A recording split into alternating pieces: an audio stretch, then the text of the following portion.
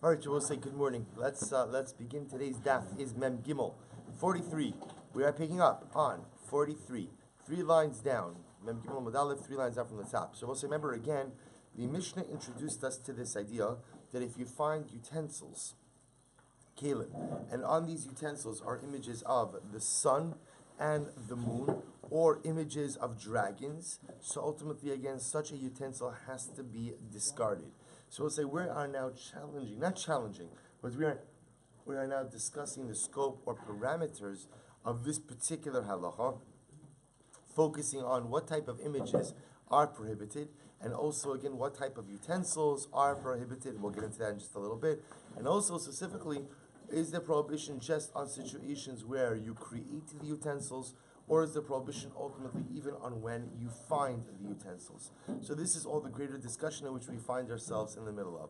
So the Gemara says as follows. We'll say 3rd line down, Mem Gimel Adalef. Reisha v'tzeifa b'motzei u'mitziasa ba'oseh. So also remember again, we discussed the Brisa yesterday on Mem Beis and Mem Beis. The Gemara now dashes the Reisha and Seifa of the Brisa are talking about a situation where you find the object, and the mitziasa, the middle case of the Brisa, is where I've created the object. I've made it. Amar Abaye. In Reisha I'm sorry, that really should be read as a question. Abai says, yes, in Reisha v'Seifa b'motzei, Mitziasa ba'osa. Abai says, yes, the Reisha and the Seifa of the Brisa is where you found the object, and the middle part of the Brisa is where you are making it. Rava Amar Rava says, no, incorrect. Kula b'motzei. The reality is the entire Brisa we quoted on Amud Beis is talking about a situation where you found this utensil with the images on it. Umitziasa Rabbi Hudihi. And we'll say the middle part of the Brisa reflects the view of Rabbi Huda. What does Rabbi Huda say? Disanya. Rabbi Huda Mosif, well, this is actually quite very interesting. Rabbi Huda holds that in addition to the prohibited images of the sun and the moon and the dragons, Rabbi Huda adds on something additional, which is Aftemus Menika. He also holds that one of the prohibited images to be inscribed and to be engraved on utensils is the image of a nursing woman. And we'll say, what's the issue of a nursing woman? Rashi says, Isha Menika Bain. We'll discuss what the symbolism there is amazing. Is in just a moment. Furthermore, the Sar office. We'll say, and also the image of Sar office. Okay, what's Sar office? We'll discuss that in just a moment. So the Gemara says, Menika. What's Menika? Al Shem Chava Shemenikas Kala Olam. We'll say this is amazing. So some worshipped the image of a nursing woman, and the nursing woman was supposed to represent Chava. Chava is the Ein Kol Chai. She's the mother of all living things. So some deified Chava ultimately again as the nursing mother, the mother who nursed the world in its entirety. Sar office. We'll say what is or who is Sar office? Listen to this. Hashem Yosef. We'll say there are those who worshipped Yosef as a deity. Sar office is Shesar. And we'll say here Sar, even though it's spelled with a Samach, really has a connotation to Sar with a sin, which means an officer or a great ruler, umafis. So we'll say, if you look at Rashi says over here, Sar shesar v'naaseh sar, and ve'umefis es kala olam kulo. Rashi says over here, b'shnei re'avon, v'hefis kimo v'hefis daito. Alma pirtzavot Rabbi Huda Aser. So let's listen to this. So they used to worship Yosef, and they called the image of Yosef Sar office. Sar representing a great ruler, office representing one who calms. Yosef calmed the world during times of great famine. Remember again, the Ra'av that we speak about in the end of Bereshis was not simply a Ra'av, was not simply a famine which impacted Egypt and Eretz Yisrael and Eretz Canaan, but rather it impacted the entire region, which at that time was the cradle of civilization.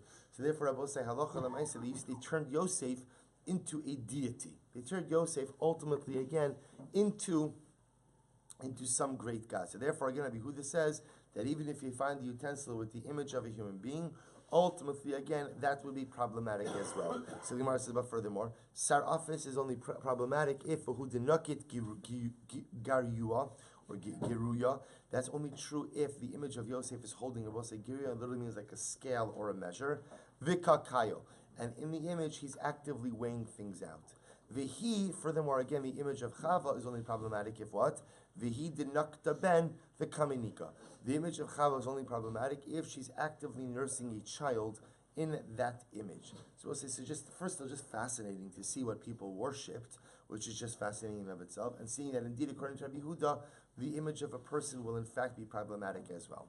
10 Rabbanan. So we'll say now we're going to analyze this a little bit. So one of the images that the Mishnah said was problematic was the image of a dragon. So it says the Gemara, 10 Rabbanan, Izuhu Tsuras Darkon.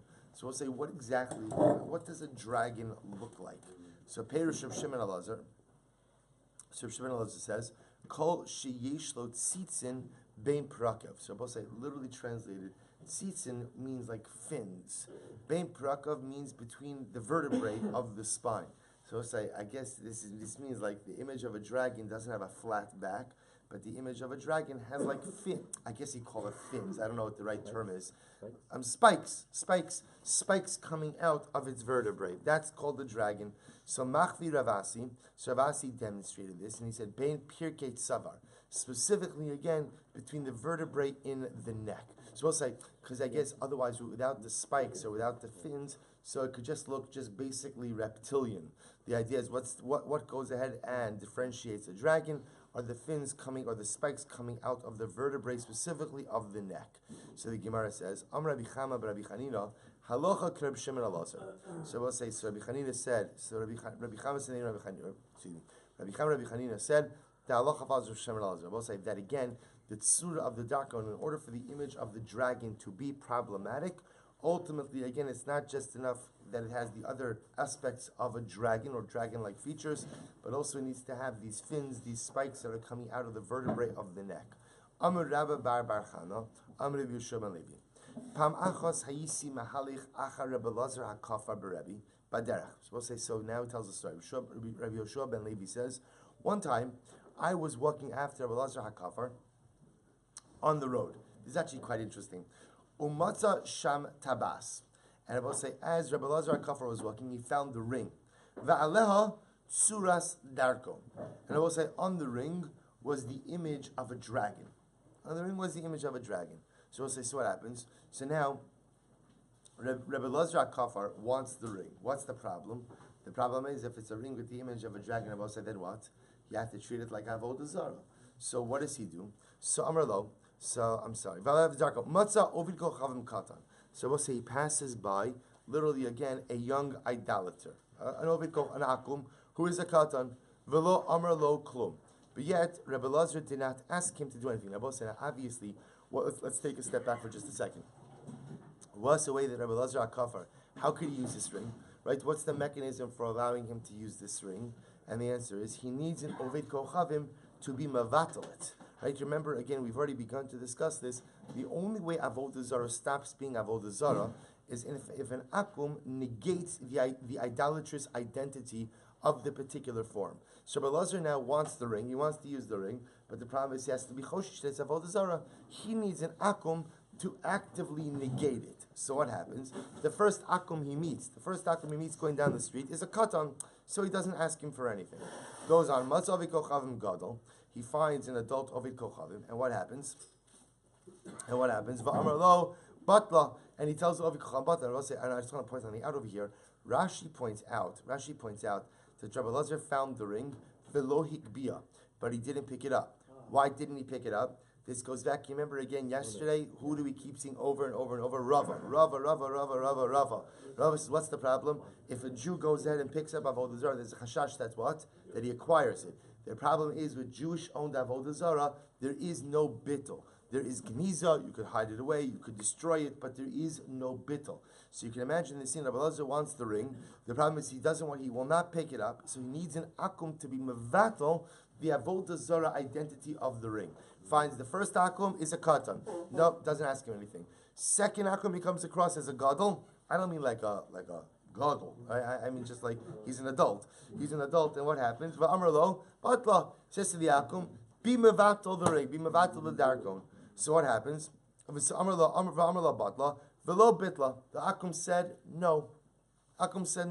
Satro. So Rabbi Lazar slapped him. Please, would you like to rethink this, right? And he goes ahead, he slaps him, and what happens, right? Satra ubatla, and the akum was mevatel the avodah zara. So he slapped him, and the akum was mevatel the avodah zara. So says the Gemara, Shma mina tlos. So we'll say we learn three things ultimately again from this particular Maisa. Shmamina, Ovid Kochav Mevatel Avodas Kochav Mishlo V'Shal Chaveiro. And we'll say, so number one, we see that an Akum has the ability to not only negate the idolatrous identity of his own idol, but also has the ability to do it of someone else's idol. We'll say the idea is that an Akum, this is an incredible yisod. It's almost like Lahavdil Elef Alfi Rive Havdalas. It's the din of Arvos, right? It's just like you have Kol Yisrael Arevim Zeh Bazeh. So it's Kol Akum, somehow again, Arevim Zeh Bazeh, B'dinei Avodah Zara.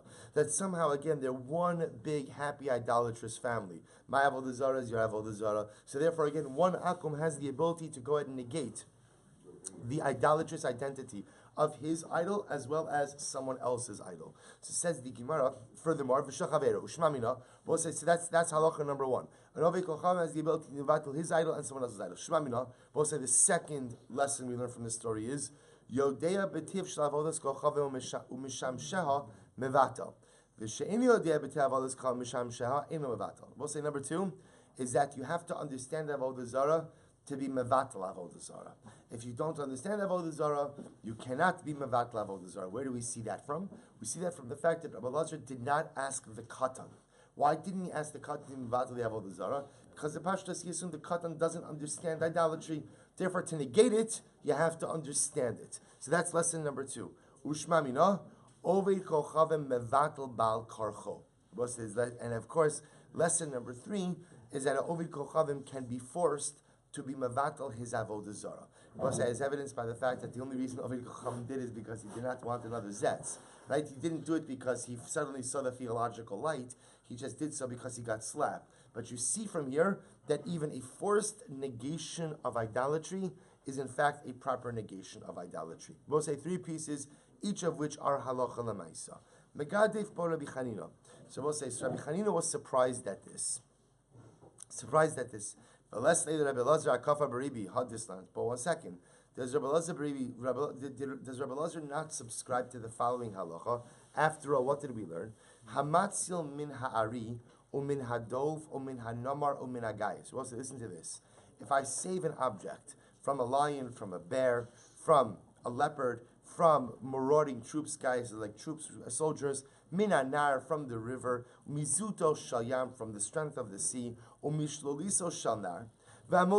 So in all of these cases, I have quote unquote saved an object in a way in which it was about to be irreversibly lost. So the object was about to be swept away by the water or whatever else, and I save it. It was about to be devoured by the lion.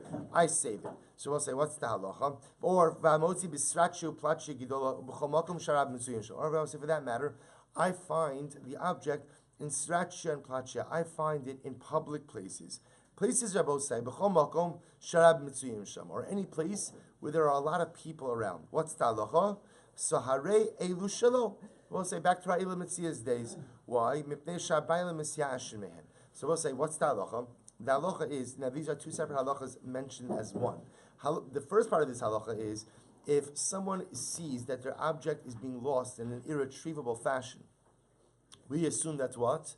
That they give up any hope of going ahead and retrieving it. So Reuven is standing there, he's watching his object, his coat, be in the lion's mouth. So Bepashtos, he assumes he is not getting that back. He assumes he's not getting that back. So if I somehow wrestle it out of the lion's mouth, I have the right to keep it. Why?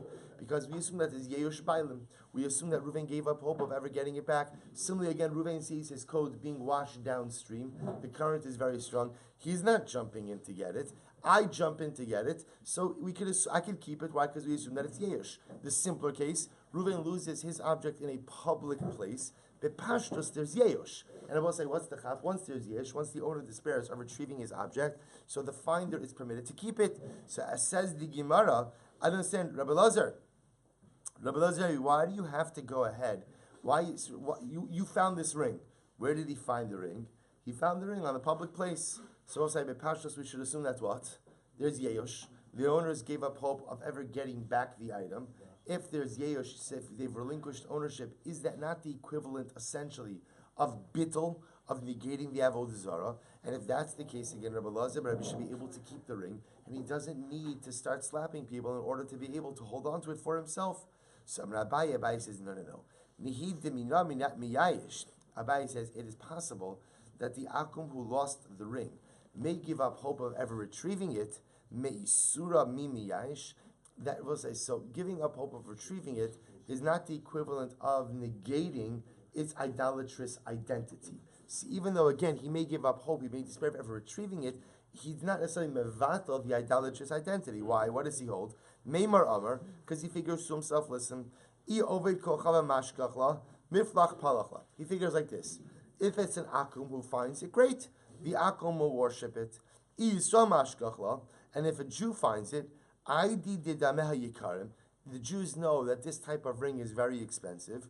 He'll sell it to a Gentile, sell it to an Akum, and the Akum will dive into it. So I'll say the idea being over here that although the Ovid Kochavim loses it and may despair and may give up hope of ever retrieving it, so he may give up hopes of future ownership, that he does not negate the idolatrous entity or the idolatrous identity of the object.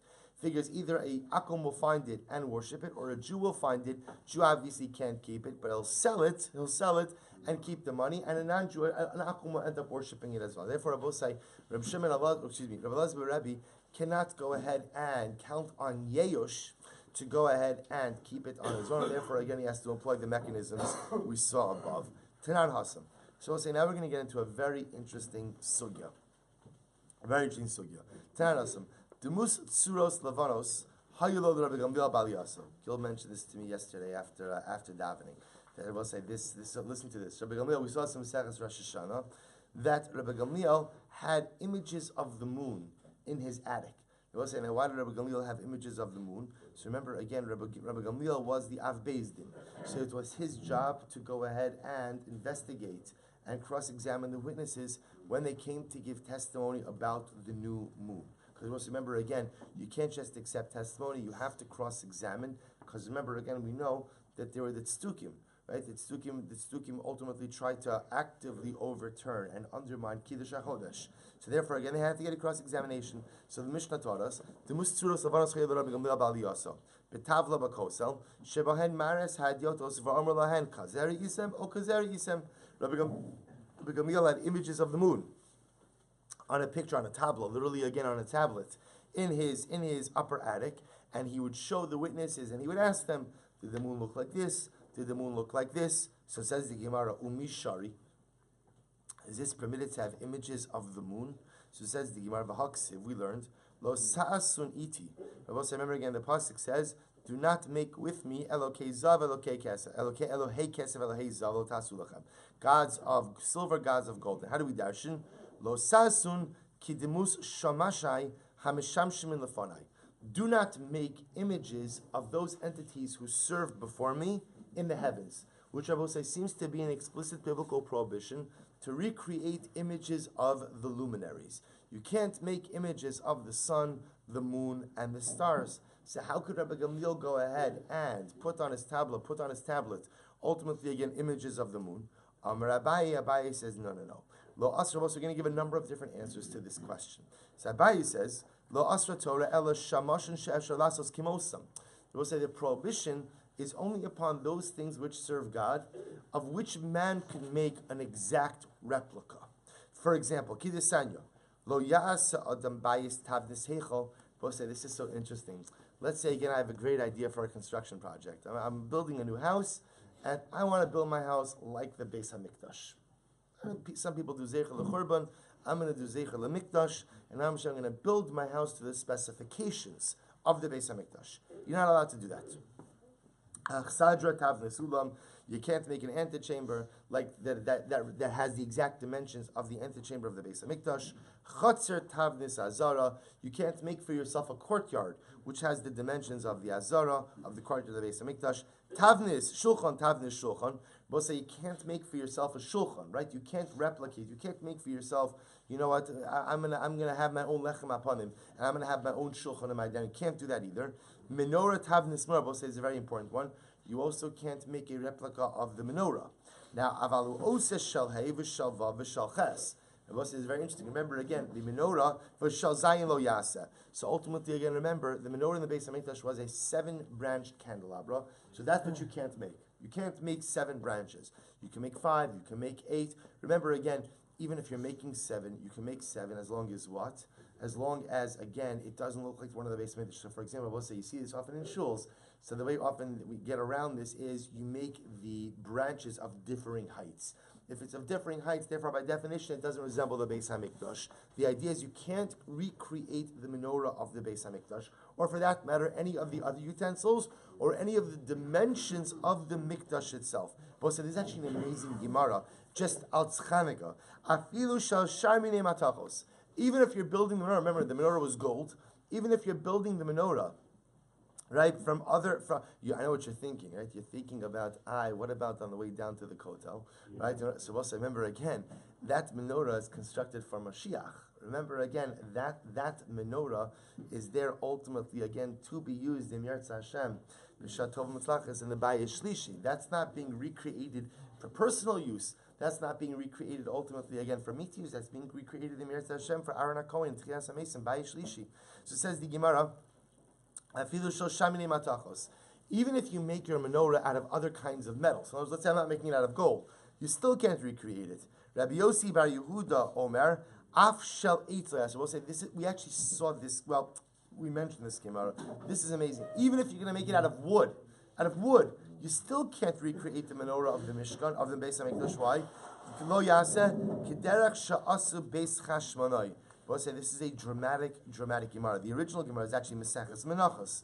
But listen to this. You can't even make it out of wood like the Chashmonai made. We'll say, what does that mean? Look at Rashi. Umachos beis Chashmonai, Rashi says, Aso b'mikdash shal eitz la'achar shetimu yivanim es ha'heichal v'natlu kol kelev. Supposed to listen to this. In Chanukah, everyone focuses on the fact that there was no Shem and Zayisach, that there was no pure oil, save for one cruise. We'll say there was a bigger issue. When the Chashmonai came into the Beis Hamikdash, besides the oil, there was no menorah. Remember again, the menorah was made out of solid gold. The Syrian Greeks had taken it away long ago. This is amazing. It's perhaps one of the most overlooked parts of the story. That everybody focuses that there was no oil. There was also no menorah. So what did the Chashmonaim do? The Chashmonaim did. So the Gemara says, Amru lo misham raya, shipudin shal barzel hayu. We'll say in the first year, when the Chashmonaim came back into the Beis Hamikdash, what did they make the menorah out of? Shipudin shal barzel, iron rods, iron spits. We'll say whether that means they took their spears, right? Maybe took off. I don't know. They took off maybe the top of the spear. Made that whatever it is. They made the first menorah, meaning year 1, was made ultimately from iron spits. What happens? Shipudin shal barzel hayu v'chopim b'batz. And Rabbi say then what happened? Subsequently, they coated it in tin. Shiru. They became a little richer. Asum shal kesef. They made it out of silver. Chazru v'hashiru asum shal zav.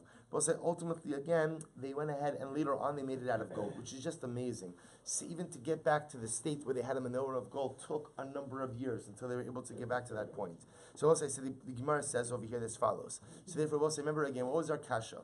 We just said before, lo sa'asun iti, that the halacha is one is not permitted to create a replica of the luminaries, those things which is quote unquote live beside HaKadosh Baruch Hu in the celestial sphere.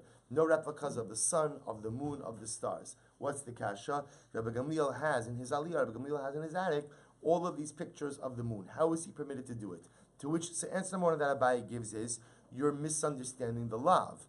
The lav is lo sasun iti means, do not make exact replicas of those things of which making a replica is possible. Like aspects of the Beis HaMikdash. But I will say when it comes to the sun, the moon, and the stars, where you can't make an exact replica, so at the end of the day, the prohibition doesn't apply.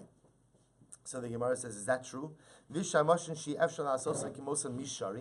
that true? So because you can't make an exact replica, ultimately, of the luminaries, so then it's permitted. Vatanya, we learned, Lo sasun iti, so Pasuk says, don't make with me, Lo sasun kidemos shamashai, Hamasham in the fanai bemoram.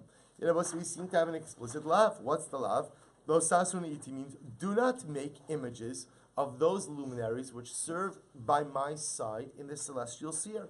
Which I will say seems to be an explicit prohibition of making images of the sun, the moon, and the stars. But Rabbi says, lo, so Amad Beis will say, Abai says, no. Lo asra Torah ella bidemus dalit panim bahade hadadi.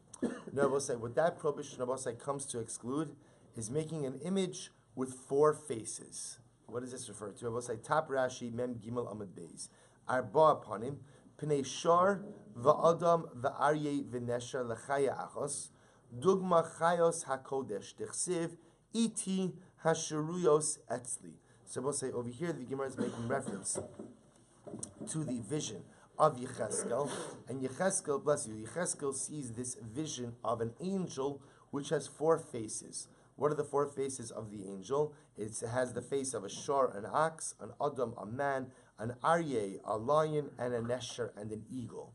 And these are the angels that apparently, again, live right by in close proximity to the Ribbon Shalom. This is the vision of Yecheskel. So Abaye says something very interesting. He says when the pasuk says lo sasun iti, and yes, do not make images that resemble those things that dwell next to me. Abaye says that is not a reference to the sun, the moon, and the stars. What is that a reference to? That's a reference to the four-faced angels. So you can't make images of four-faced angels. Okay, says the Gemara. So elameata pirtzuf adam lichudei tishtari. So then you're telling me that to just make an image of a man, just the image of a man by himself, should be permitted. Should be permitted. So if that's the case, meaning you're telling me now that the only prohibition if it's a four-faced image. If it's just the image of a man by itself, it should be fine.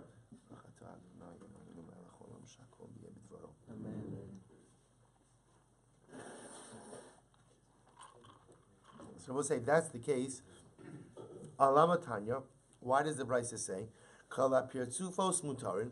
We'll say you can make the face of anything. Chutz mi pirtzuf adam. You can't make the image of a human being. You can't make the image of a person. So says the Gemara. And again, we're gonna discuss this in greater depth. So Amar Rav Yehuda, Brei Rav Yeshua. So we'll say you obviously see the Gemara saying, Abaye, you're wrong. So Abaye is saying lo sasun iti only means you can't make an image that has these four faces together, but apparently you can make the image of what? Of just a solitary human being. Yet we have a Brisa that says you can't. To which the Gemara says, Amar Rav Yehuda, Brei Rav Yeshua. Pirkei Rav Yeshua Shemi Ali. So let's listen to this. Rabbi Yehuda son of Rabbi Yeshua said, I learned in the Shir of Rabbi Yeshua, Lo sasun iti, when the pasuk says, do not make with me, Lo sasun osi. We dash not to say that. Akash Baruch Hu says, don't make images of me. Now what does that mean? Don't make images of me. So we'll say, Aval Sharsh. So now we'll say, what's the closest thing which resembles HaKadosh Baruch Hu? Is man. Right? Na'asa Adam B'Tsalmenu Kidmusenu. So therefore, HaKadosh Baruch Hu says, Lo sasun iti, we dash as Lo sasun osi. Do not make images of me. What does it mean? Don't make images of me. Don't make images of people. Don't make images of human beings. Aval shar shamashin shari. Rabbi said that you can make images of other things which dwell beside HaKadosh Baruch Hu in the celestial abode, i.e., you can make images of the sun, the moon, and the stars. Ushar shamashin mishari. But is that true that you can make images of the other things which dwell with HaKadosh Baruch Hu? Vatanya, meaning the sun, the moon, and the stars. Vatanya, we learned in a Brisa, Lo sasun iti, Lo sasun kidmus shamashai, Hamisham in lafalai b'maro. Rabbi say, but again, we keep coming back to the same thing. The pasuk says, do not make with me, right? And again, we dash in that to mean, do not make images of those things which serve before me in the celestial sphere. So we'll say, we assume that what does that refer to? Sun, moon, stars. To which the Gemara says, no. What it refers to is kigon ofanim usrafim v'chayes hakodesh umalochi asharis. Both say you can't make images ultimately of malachim, of the various forms of malachim. That's what it's referring to when it says lo sasun iti elokei kesef elokei zav. Don't make images of the angels which dwell by me in the celestial sphere. Amar Rabbi lo asra Torah ela shamoshin shebemadar ha'elyon. We'll say Rabbi comes along and says furthermore, the only images which are prohibited, I will say, which images? Those things which live by HaKadosh Baruch Hu b'madar ha'elyon. We'll say b'madar ha'elyon we assume means the celestial sphere. Shebemadar ha'tachto mishari. Are you telling me that to create images that live here, down in this world, is permitted? Vatanya, we learned, asher b'shamayim. So the pasuk says, Lo sase lecha pesel. Lo sase lecha pesel. V'chol timuna asher b'shamayim mima'al v'asher ba'aretz mitachas v'asher ba'aretz mitachas la'aretz. Literally, don't make for yourself a graven image, an idol, or any picture of anything that is in the heavens above, anything that's on the earth below, or anything that is in the water underneath the earth. So says the Gemara, Asher b'shamayim l'rabos cham l'vana kochav mazalos. So when it says don't make an image, don't make a pesel, don't make an image of anything that lives in the heavens, so we assume, what does that refer to? That refers to the sun, the moon, and the stars, and the constellations. Mima'al, we'll say above. What does that word refer to? The rabos malachi asharis. It ultimately again refers to the angels. Can't make images of the angels. Kitan yahahi la'ovdam. No. What is this positive about? This is about worshiping them. That you can't worship these things. Ila ovdam. 1 second. If we're talking about worshiping something, then afilu shilshul katan nami. We'll say you can't worship even a tiny little worm. In other words, you can't worship anything other than HaKadosh Baruch Hu. So why would the pasuk need to go ahead and prohibit worship? To which the Gemara says, Einachinami, you're right. Umiseifa dikra nafka. Rather, we learn this out from the end of the pasuk. We'll say, what's the end of the pasuk? This sanya, asher ba'aretz. The pasuk says you can't worship anything that is on the earth. L'rabos yomim v'naros. We'll say this comes to include what? This comes to exclude even the rivers and the seas, or the seas and the rivers. Harim ugvos, even the mountains and the valleys. Mitachos, we'll say underneath. What does that come to include? The rabos shilshul kadam. Can't even worship even a small little worm. Va'asiya greidasa mishari. But 1 second, is creating these objects, creating these images by itself permitted? Vatanya, we learned, lo sasun iti, do not make with me, lo sasun kidmus shamashai hamishamshin lefonai b'marom. Do not go ahead and create images of those things which serve before me in the celestial sphere. For example, kigon, chama u'levana, the sun and the moon, vikochad mazalos, the stars and the constellations. So we'll say, so again, we come full circle. How did we get started on this whole thing to begin with? How did we get started on this? Rabbi Gamliel, right? Rabbi Gamliel has images of the moon in his aliyah, in his attic, and again, to show the witnesses who come for Kiddush HaChodesh. How can it? So we'll say all roads lead back to the same place, which is, you can't make images of the sun and the moon. I mean, we'll discuss what to do with this contemporarily, but you can't make images of the sun and the moon. So how is Rabbi Gamliel able to have these images in his attic? So we'll say, to which the Gemara says, Shani Rabbi Gamliel da'acherim asulo. So we'll say, so the Gemara gives an interesting answer. It's okay, because Rabbi Gamliel didn't make it himself. Someone else made it for him. And Rashi points out, we'll say, third line from the top in Rashi, da'acherim asulo, ovdei kochavim. He commissioned the Nakum. Right, the Nakum made it for him. So again, somebody else made it for him, therefore it's not a problem. To which the Gemara says, Vaha, Rabbi, so the Gemara says, da'acherim asulo, Vaha, Rabbi Yehuda da'acherim asulo. So we'll say yet again. But what about the case of Rabbi Yehuda? We'll say Rabbi Yehuda again. Remember, this was the Rabbi Yehuda also had something that someone else made for him. We'll say we'll discuss what this case is in just a moment. Rabbi Yehuda had an object that was made for him by Novi Kocham. In fact, Rashi points out. Rashi says, Rabbi Yehuda da'acherim asulo tsura b'tabasha yamaniach. Rabbi Yehuda had a ring, and the ring had an image on it. Someone else, an akum, had made him that ring. Yet, va'amar li Shmuel Rabbi Yehuda, Shmuel said Rabbi Yehuda, shinina, sharp one, right? Sama eine didan, blind itsai, which I will say meant that Shmuel instructed Rabbi Yehuda to somehow deface the image. Deface the image. In other words, you have to do something about that image. So what do you see from here? What do you see from here? That even if an akum makes the item, it is still prohibited for the Jew to use it and to possess it. To which the Gemara says, Hasam bechosmo bolet umishum chashada. No. Don't bring a right from Rabbi Yehuda, we'll say. Rabbi Yehuda's case was different. Why? What was Rabbi Yehuda's case? We're going to see this in just a moment. Rabbi Yehuda's case, I will say, was what Rabbi Yehuda had a ring that had an image on it, and the image protruded. The image was raised. And that was an issue of chashad. The problem is that if people saw Rabbi Yehuda walking around with this ring with a raised image, they would be choshish that what? That perhaps he was chas v'shalom worshipping this image. So we'll say, what's the case? This saying, listen to this. We learned in a brayso. Well, this is actually quite interesting. Tabas shechosma bolet. So we'll listen to this. If you have a ring, and the ring has an image, let's assume for our purposes right now it's the image of a person. So what happens? If you have a ring and the image is raised, so asr lahanicha, we'll say, so you are not permitted to wear it, because again you're wearing something with a raised image. However, umutar lachtom ba. But I will say, but you can use it as a seal, right? You can use it as a seal. I will say, now what's the logic for that? So the Gemara says, umutar lachtom ba. So we'll say the logic for that is because you can't wear it because since it's raised, it's prominent.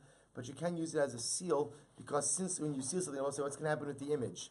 The image is indented, right? And I don't know if indented is the right word, but right, depressed, right? Depressed, good. So therefore, I will say it's not prominent, and therefore it can be used. On the flip side, shokea will say if the image is depressed, you could wear the ring. But we'll say what? But you can't go ahead and what? You can't sign with it. Why can't you sign with it? I will say.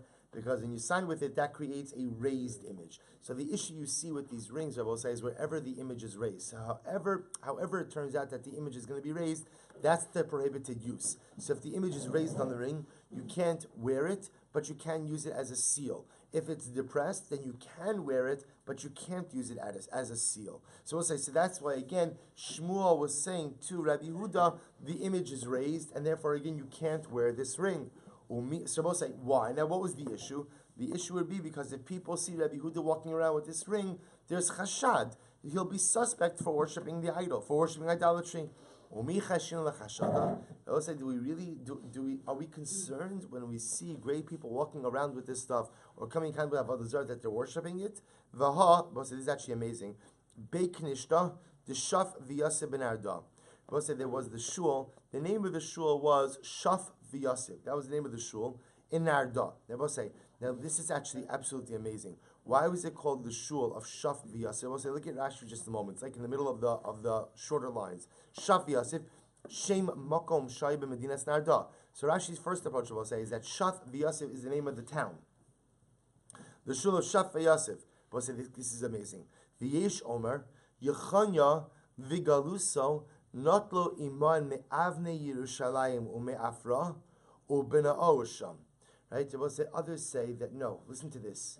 When Yechanyo, who was the king of Yehuda, was in the first wave of exile. So what's right? We're going to read about this in just a few days in Megillah Esther. Right? That Mordechai is exiled together with the first wave with Yechanyo Melech Yehuda. So when Yechanyo was exiled, he comes to the city of Narda. And we'll say, what did he do? This is absolutely gripping and amazing. He took from the stones of Yerushalayim. So there's actually different gersos. Some say that he took from the stones of the Harabayis, which is quite interesting as well. So whether it's the stones of the Harabayis, Avne Yerushalayim, ume'afran, from the dirt, ubana'o sham. I will say, the first shul they built in Narda was built with the ruins of the Beis HaMikdash. I mean, not literally, it doesn't literally mean the ruins of Yerushalayim. He rebuilt, right, Jerusalem stone, right? They went ahead and they literally went ahead and built the shul in Narda from the ruins of Yerushalayim. V'hainu, the Shaf V'Yaseh ben Narda. So we'll say that's the lashon of Shaf. Shaf means nishuf, right? Nishuf. I'm sorry, nishuf kan v'nesasha. So we'll say nishuf literally means blown away. Shaf means to be blown away. V'Yaseh, to be settled. That which was blown away in Yerushalayim, the Yosef was resettled in Narda. Incredible. So we'll say in the shul of Shaf Yosef in Narda. Incredible. We'll say that's the resilience of Am Yisrael. The resilience of Am Yisrael is Shaf v'Yosef. That we take the ruins of one place, even in our homeland, even Yerushalayim, and we take it wherever we have to go. We take the ruins, we take the stones, and ultimately, again, we rebuild in Narda. So the Gemara says, in that shul in Shaf v'Yosef, du'ukmi ba andarta. So we'll say there was a statue in the shul of Shaf Yosef. I will say, obviously not put there by the Jews, but by Pashtos put there by the Gentile authorities. Rashi says over here, Andarta is Tselem. They put an idol. In the shul in Shaf Yosef. And I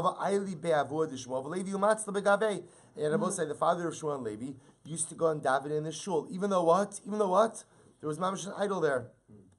And I will say ultimately again, obviously, they were not worried that people would suspect them of worshipping idolatry, to which the Gemara says, Rabbim Shaini. I will say it's different when it's the Rabbim. It's different when it's public. In other words, I will say the issue of chashad only applies to individuals, does not apply to the collective. So everyone knows that the Silber is not davening to this idol. The king mandated that probably a statue of himself be placed there, and therefore there's no chashad by the Rabbim. But I will say, so again, remember, we're still certainly Rabbi Gamliel. Rabbi Gamliel was a yachid, he was an individual. So how was he able to maintain these images of the moon?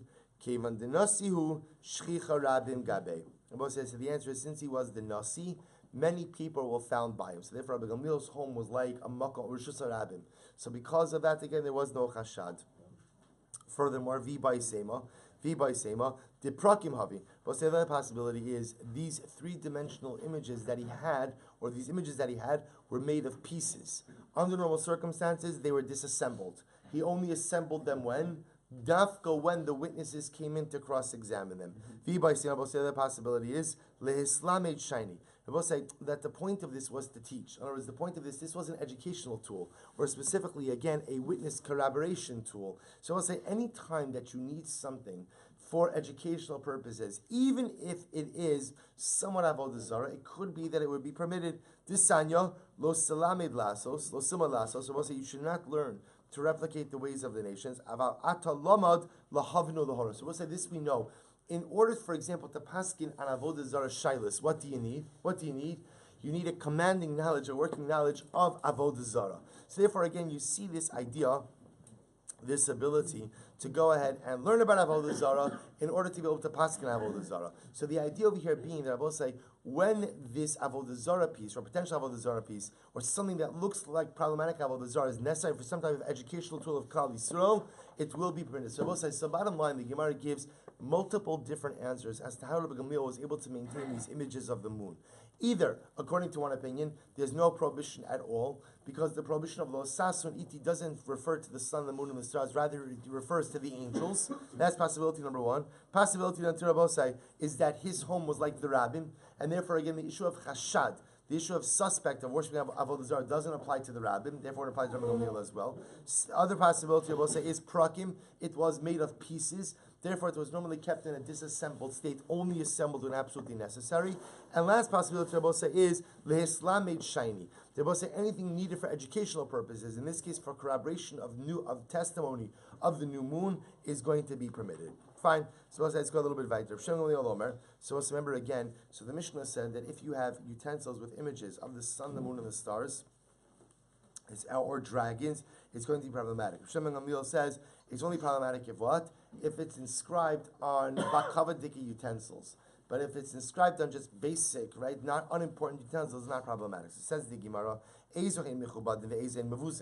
say what is considered to be utensil that's michubad, and what is something that is just considered to be base.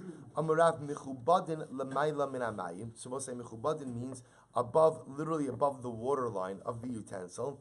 Mevuzin lamata min amayim. And we'll say, so again, something that is muvuza is below the waterline. So again, I guess if it's on a part of the utensil which is always visible, even when the utensil is filled with contents, that's called michubad. If it's normally covered when the utensil is filled, that's called mevuza. Shmuel says no. But say anytime you have the image of idolatry, or of the sun, the moon, and the stars, I should say inscribed on a utensil, and that's like a consumption utensil, that's a utensil used for food, that's called mevuza. So it says the Gemara,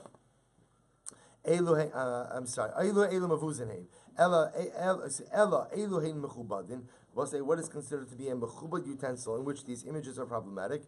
Shalashirin, vala nizamim, vala tabos. We'll say it's only problematic if the image is on bracelets, nose rings, or other types of things. In other words, we'll say when are the images problematic? If it's on jewelry. Jewelry is considered to be something mechubad, and that's where these images will be problematic. Tanya Kavasi de Shmuel, we'll say Rabbi said support Shmuel, mechubadin was considered to be ultimately if it's inscribed. What's considered to be if it's on a mechubad utensil, ashala shirin ala nemazim ala tabos. If it's on jewelry, mevuzin, we'll say what's considered to be mevuza. So he says she'al hayoros va'al hakumkamstin. So we'll say if it's on pots or if it's on kettles, va'al mechayemayim, those things that ultimately go ahead and warm up water, v'shala sadinin va'al mitpachos, or on sheets, or ultimately again on towels. So we'll say if the images are on any of these things, then ultimately what? It's considered to be mevuzin, it's considered to be of an unimportant nature and therefore will not be problematic. So bottom line, halacha l'maisa, if the image is on jewelry, it's problematic, but if the image ultimately again is on some type of food preparation utensil, it's considered to be mavuza and will not be a problem. Right? So we'll have to stop over here for today. We have to do the halacha l'maisa on the images, because again, creating images of the sun, the moon, and the stars, Samir Hashem, we'll hopefully get that in tomorrow's daf. Shkoyach.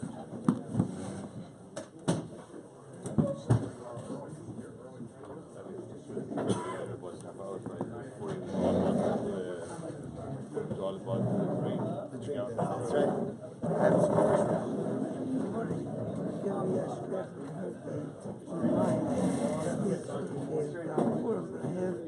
Question for you. It's so confusing. How did you define the word door?